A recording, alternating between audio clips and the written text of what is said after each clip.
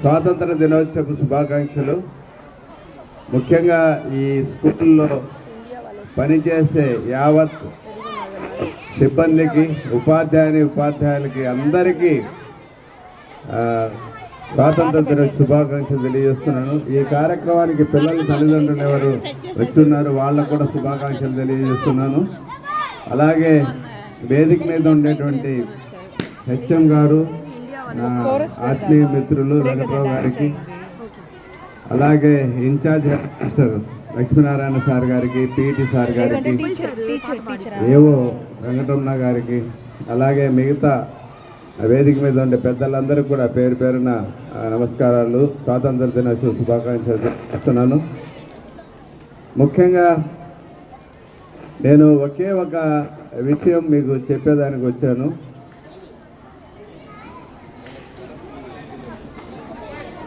అనుకోకుండా గురువు గారు, మన మంత్రివర్యులు పొంగూరు నారాయణ సార్ గారి ఆలోచనతో ఒక అద్భుతంగా ఎవరు ఊహించని విధంగా ఈ స్కూలు తయారైంది. సార్కి స్వాతంత్ర దినోత్సవం సందర్భంగా మీ అందరి తరఫున ధన్యవాదాలు, సార్కి శుభాకాంక్షలు తెలియ. ఒకసారి గట్టిగా సార్కి మనం క్లాప్స్ కొడదాం.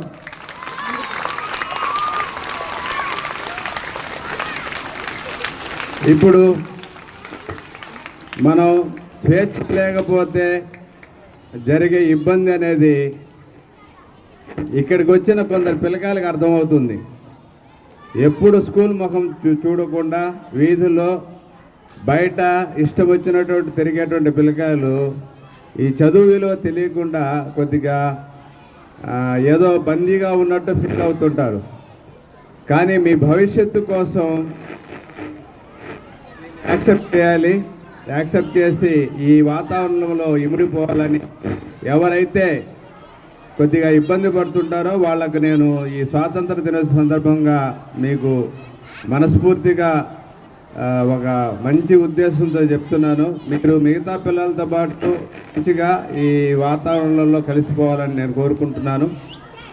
అలాగే చూడండి, ఏ దేశమైతే టెక్నాలజీ పరంగా బలహీనంగా ఉందో ఆ దేశాన్ని ఇతర దేశాలు దాడి చేస్తున్నాయా లేదా? దాడి చేస్తున్నాయి. కానీ ఈ దేశాన్ని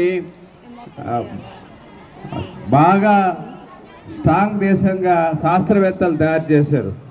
నేను కోవిడ్ టైంలో చూశాను శాస్త్రవేత్తల కృషి. 5 రూపాయల విలువ చేసే మెడిసిన్తో కోవిడ్ని నిర్మూలించేటువంటి ఒక 2G పౌడర్ని మన డిఫెన్స్ వాళ్ళు తయారు చేశారు. డిఫెన్స్ వాళ్ళు అంటే DRDO వాళ్ళు తయారు చేశారు శాస్త్రవేత్తలు. లాస్ట్కి మన అబ్దుల్ కలాం గారు ఉన్నప్పుడు గుండెకి స్టంట్ వేయాలంటే లక్షలాది రూపాయలు, కోట్లాది రూపాయలు ఖర్చు అయ్యేది. 5,000 రూపాయలతో స్టంట్కి వేసేటువంటి పరికరాన్ని తయారు చేశారు. మన శాస్త్రవేత్తలు చూడండి ఏ విధంగా అయితే ఆయుధాలు చేసి దేశాన్ని కాపాడుతారో అలాగే సైంటిఫిక్ పరంగా కూడా మన ఆరోగ్యం గురించి కూడా పట్టించుకుని రకరకాలుగా సహాయం చేస్తున్నారు. కోవిడ్ టైంలో వాళ్ళు చేసిన కృషి తక్కువ కృషి కాదు. నేను ఈ సందర్భంగా మిమ్మల్ని అందరినీ కోరేది ఏంటంటే, మీరు భావి భారత పౌరులుగా మారి ఈ దేశం ప్రపంచంలో నెంబర్ 1 దేశంగా మారేటట్టు కృషి చేయాలి. చేస్తారా?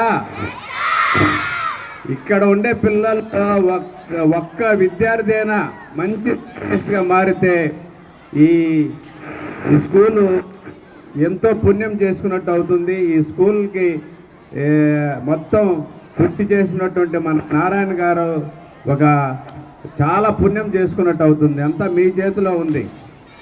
అంటే మన దేశం ప్రపంచంలో గౌరవపడేటువంటి గొప్ప దేశంగా మారాలంటే మనకు గొప్ప శాస్త్రవేత్తల అవసరం ఉంది. ఇప్పుడు అబ్దుల్ కలాం గారు చనిపోయి స్వర్గస్థులై కొంతకాలం అయినప్పటికీ మనం గుర్తు చేసుకుంటున్నాం. ఇప్పుడు వాజ్పేయి గారు చనిపోయారు, ఆయనే గుర్తు చేసుకుంటున్నాం. ఎందుకు? మన దేశం అంటే చులకన భావన ఉండేటప్పుడు ఆయన అణుబాంబుని పరీక్ష చేసి మన దేశ జోలికి ఎవరైనా వస్తే భస్మం చేస్తామనేటువంటి మెసేజ్ ఇచ్చారు. కాబట్టి మనం ఇప్పుడు ధైర్యంగా ఉంటున్నాం. ఏ దేశం నుంచి మనకు ఎటువంటి ఇబ్బంది లేదు. ఎవరైనా ఇబ్బంది పెట్టాలంటే మొన్న చూసారా లేదో మన ఏంది ఆపరేషన్ సింధూర్ ద్వారా మనం ఏందో నిరూపించాం. అర్థమవుతుందా? కాబట్టి ప్రియమైన విద్యార్థులారా, మీరు ఈ ఆగస్టు 15 నుంచి సమయాన్ని వృధా చేయకుండా జాగ్రత్తగా మీ భవిష్యత్తును అందంగా తయారు చేసుకునే అవకాశం మీకు దొరికింది. ఇది ఎవరికి దొరకదు. ఇక్కడ సీటు వచ్చిందంటే మీరు అదృష్టవంతులు. మీరు గొప్ప స్థాయికి ఎదగాలని కోరుకుంటూ ఇక్కడ పిల్లల తల్లిదండ్రులు కూడా పిల్లల్ని జాగ్రత్తగా గమనించుకోవాలని, అలాగే టీచర్స్ వీళ్ళు చాలా రకరకాల పిల్లలు ఉన్నారు, చాలా వేరియేషన్స్ ఉన్నాయి పిల్లల్లో. వాళ్ళు కొంతకాలం వరకు జాగ్రత్తగా అబ్జర్వ్ చేసి వాళ్ళని మన మార్గంలో తీసుకురావాలని కోరుకుంటూ, ఇక్కడ ఇష్టపడి వచ్చి పనిచేసేటువంటి ఉపాధ్యాయులందరూ నేను మనస్ఫూర్తిగా శుభాభినందన తెలియజేస్తూ, ఈ స్వాతంత్ర దినోత్సవం సందర్భంగా ఈ స్కూల్కి మంచి భవిష్యత్తు ఉండాలని, ప్రపంచంలోనే దేశంలోనే నెంబర్ 1 స్కూల్గా ఎదగాలని నేను ఆశిస్తూ అందరికీ ఇంకోసారి స్వాతంత్ర దినోత్సవ శుభాకాంక్షలు తెలియజేస్తూ థ్యాంక్ యూ వెరీ మచ్.